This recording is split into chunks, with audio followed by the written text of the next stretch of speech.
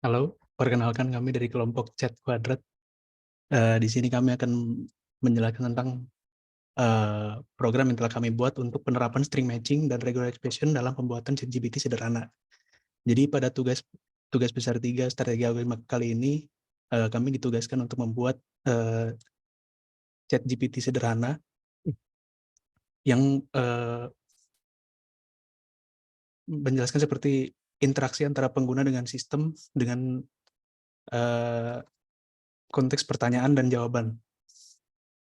Dapat dilihat bahwa fitur-fitur yang akan ditunjukkan ada pertanyaan teks dengan pencocokan dengan algoritma KMP dan BM, fungsi kalkulator sederhana, kemudian fitur tanggal dan penambahan dan penghapusan pertanyaan dan jawaban dari database. Berikut ilustrasinya. Pada tugas ini ada beberapa keperluan dari program, yaitu backend-nya menggunakan Node.js untuk program kami, dan penyimpanannya menggunakan basis data dengan database manajernya adalah MySQL. Untuk front-end-nya juga kami menggunakan React dan juga Chakra UI.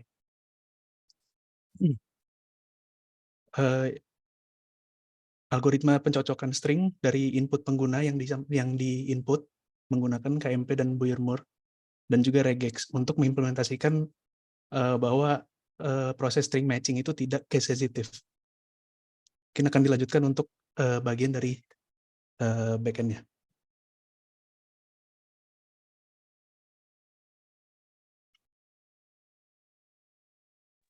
Baik, mungkin untuk selanjutnya langsung aja dibahas tentang string processing-nya ya. Jadi kalau dari backend sendiri, dia itu bakal dapat dari chat input, dari sini bakal dimasukin input value-nya dan selected algorithm.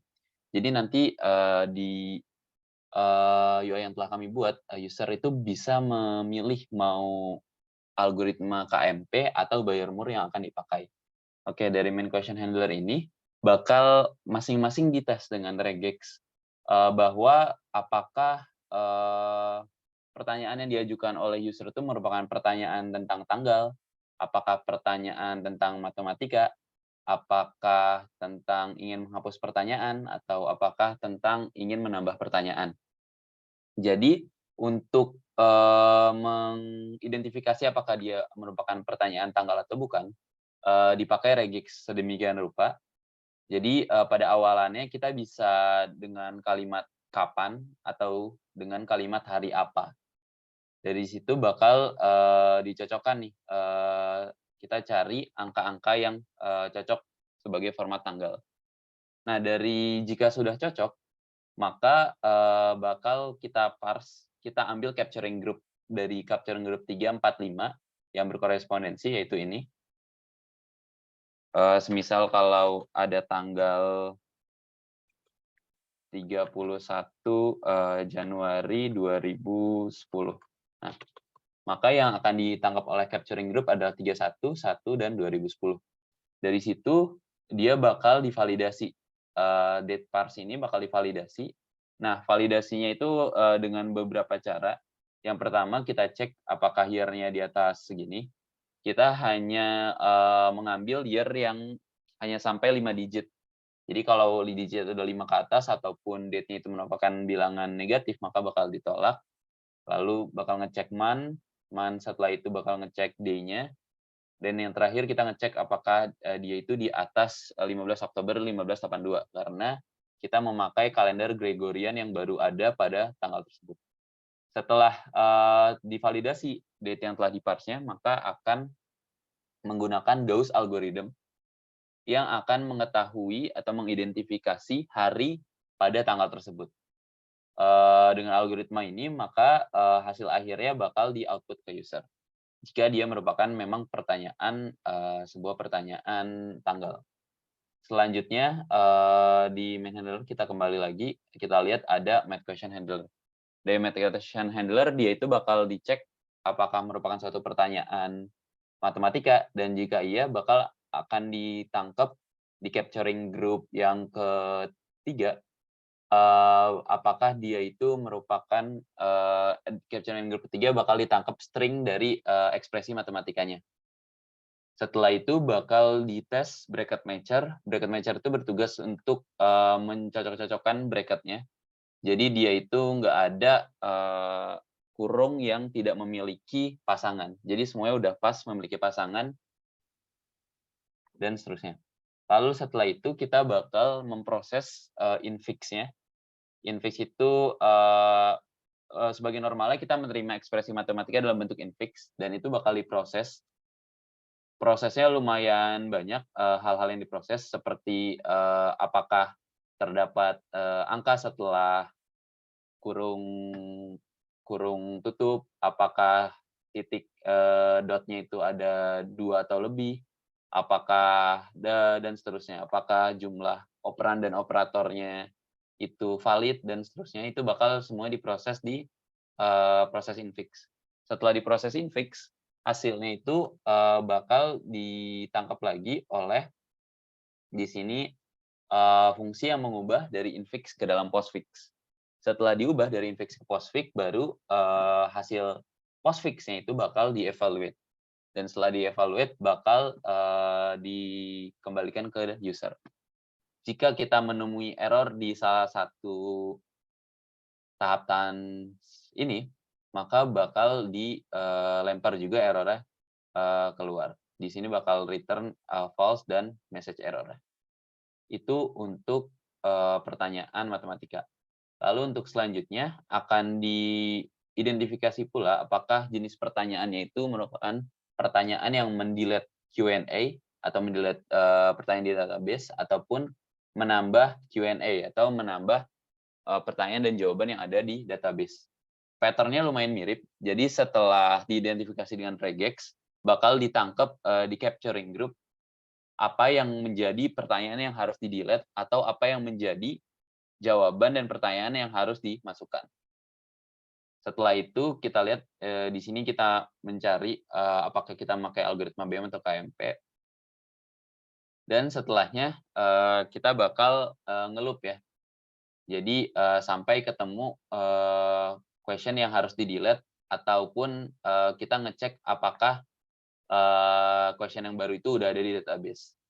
Semisal nggak ada, nah baru kita return pesan error bahwa question-nya itu nggak ada di database yang mau di-delete atau question dan pertanyaan itu sudah dimasukkan ke dalam database. Pada kasus semisal kita tidak mau mencari menghandle pertanyaan matematika, pertanyaan tanggal, pertanyaan mendelete atau pertanyaan menambah question, maka kita harus mencocokkan langsung ke database pertanyaan dan jawabannya. Kalau misalnya tadi nggak match nih dengan algoritma KMP ataupun BM, maka kita gunakan algoritma Levenshtein. Dari algoritma Levenshtein ini bakal didapatkan similarity score.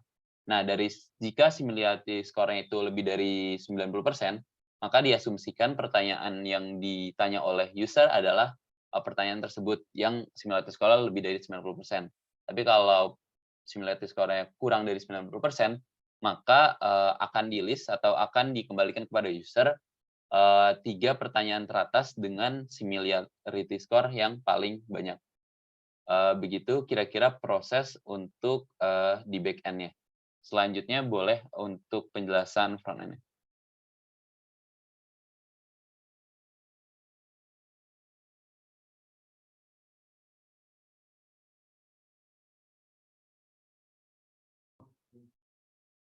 Oke, jadi di sini pada dasarnya cuma ada 2 screen. Yang pertama itu di landing page ya di sini.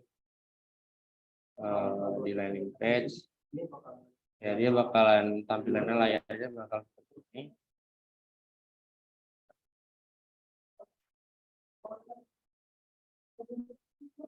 Bakal seperti ini dan ini komponen-komponennya ada di sini. Mulai dari bagian chat, terus bagian chat input, terus bagian row-nya, tiap chat row-nya, terus sidebar itu bagian ini. dan ada satu batch lagi yaitu di tiap history yang udah dibuat itu di sini. Nah, kayak seperti misalkan kita bikin new chat, nanti kita pergi ke sana, dia bakal nampilin seperti itu. Komponen-komponennya juga masih sama seperti landing page, cuman bedanya di sini user udah bisa input dan dapetin di jawaban. Ya mungkin bisa dilanjut ke host.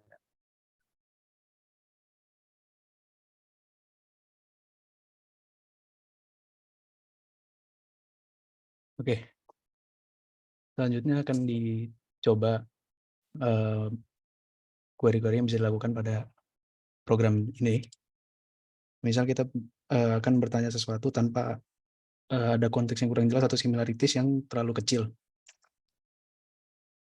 Maka akan disarankan beberapa pertanyaan yang kira-kira mendekati dengan pertanyaan dari pengguna tersebut. Misal ada pertanyaan apa tuh, maka akan dijawab oleh sistem dengan ini jawaban yang tersedia di database. Misal pengguna akan menambahkan pertanyaan, maka gunakan sintaks seperti ini, tambahkan pertanyaan, kemudian pertanyaannya seperti kapan stima selesai, dengan jawaban malam ini. Nah, sistem akan mengatakan bahwa pertanyaan tersebut sudah masuk di database. Kemudian jika kita tanyakan stima selesai, dan akan dijawab dengan jawaban yang telah disimpan tadi. Kemudian kita bisa hapus juga pertanyaan yang sudah dibuat. Hapus pertanyaan kapan stima selesai. Nah, pertanyaan sudah dihapus. Jadi kalau ditanya kapan stima selesai lagi, maka pertanyaan tersebut sudah tidak ada database dan disarankan pertanyaan yang lainnya. Seperti itu. Kemudian ada fungsi kalkulator. Misalnya berapa 1 tambah 3.900 akan dijawab oleh sistem jika sintaksnya tidak sesuai matematik. Misal berapa 1 kali tambah 30, maka dinyatakan bahwa ekspresinya tidak sesuai. Kemudian ada lagi untuk menanyakan hari apa, tanggal, semisal 25/12/2023, maka akan dijawab oleh sistem bahwa 25 Desember 2023 itu adalah hari Senin. Jika tidak sesuai, misal hari apa, tanggal 200, bulan 200, tahun begini, maka tidak ditemukan dan akan memberikan pertanyaan yang lain. Mungkin sekian untuk demonstrasi dari ininya. Algoritma juga bisa digunakan KMP dan PM juga, diganti di sini. Pertanyaan lain juga menggunakan BM akan menghasilkan hal yang sama dengan KMP. Itu. Sekian demonstrasi tugas besar dari kelompok kami. Mohon maaf bila ada kekurangan. Assalamualaikum warahmatullahi wabarakatuh.